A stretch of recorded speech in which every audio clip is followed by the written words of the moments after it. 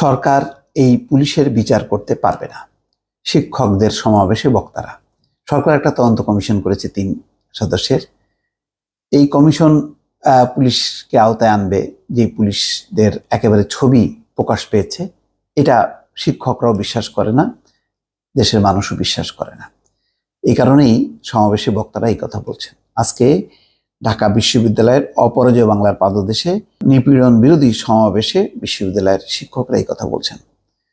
ঢাকা বিশ্ববিদ্যালয়ে নিপীড়ন বিরোধী শিক্ষকদের সমাবেশ, বিক্ষোভ ও মৌন মিছিল কর্মসূচি চলেছে।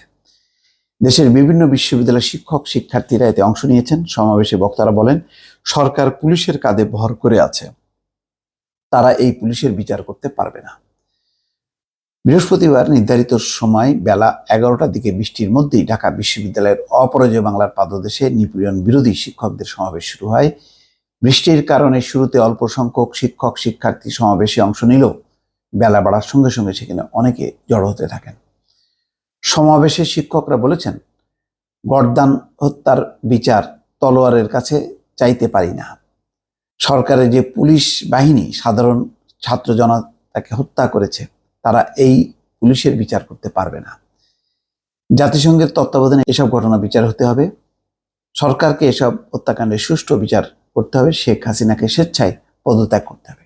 আজকে ওবায়দুল কাদের বলছেন যে পুলিশকে নাকি দেখা মাত্র গুলির নির্দেশ দেওয়া হয়নি, কিন্তু এই কথা রীতিমতো শুট অন সাইট, দেখা মাত্র গুলির নির্দেশ হয়েছে। এই কথা কিন্তু ওবায়দুল কাদের বলেছিলেন। তাকে কোর্ট করে বিভিন্ন গণমাধ্যম রিপোর্টও করেছে। আজকে বলছেন যে না, দেখা মাত্র গুলির নির্দেশ এমন দেওয়া হয়নি। তাহলে এত মানুষের প্রাণহানি কিভাবে হলো? আজকে প্রধানমন্ত্রীও বলছেন যে কি এই মানুষের হত্যার দায় কার? এই দায় কার? এটা কি সরকার বলতে চাচ্ছে যে এটা জামাত শিবির তারা গুলি করেছে, তাদের হাতে আগ্নেয়াস্ত্র ছিল, এমন কোনো ছবি ভিডিও কি দেখাতে পারবে?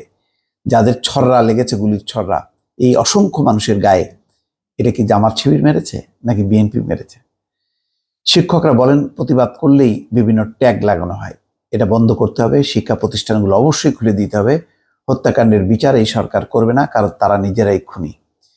বেআইনিভাবে মানবাধিকার লঙ্ঘন করে 6 সমন্বয়ককে ডিবি কার্যালয়ে আটক রাখা হয়েছে উল্লেখ করে সমাবেশের বক্তারা বলেন, সমন্বয়কদের ছেড়ে দিতে হবে, আর একটাও গুলি করবেন না।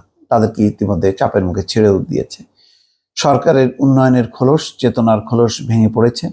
এই যে সরকার পুলিশের কাঁধে ভর করে থাকে, তারা এই পুলিশের বিচার করতে পারবে না।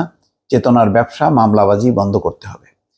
নিপীড়ন বিরোধী শিক্ষকদের এই সমাবেশে যারা ছিলেন, কামরুল হাসান মামুন, আসিফ নজরুল, জাহাঙ্গীর আলম, অধ্যাপক মঈনুল ইসলাম, অধ্যাপক নাসিরউদ্দিন আহমেদ, ব্র্যাক বিশ্ববিদ্যালয়ের শিক্ষক ওয়াসিমা ও বায়েজিদ ইসলাম, চট্টগ্রামের মোশরেফা অদিতি হক, আর বিইউপির শিক্ষক ইমরুল আজাদ, নর্থ সাউথের শিক্ষক রিয়াসাত খান প্রমুখ। শিক্ষকরা সমাবেশে কয়েকটি দাবি জানিয়েছেন।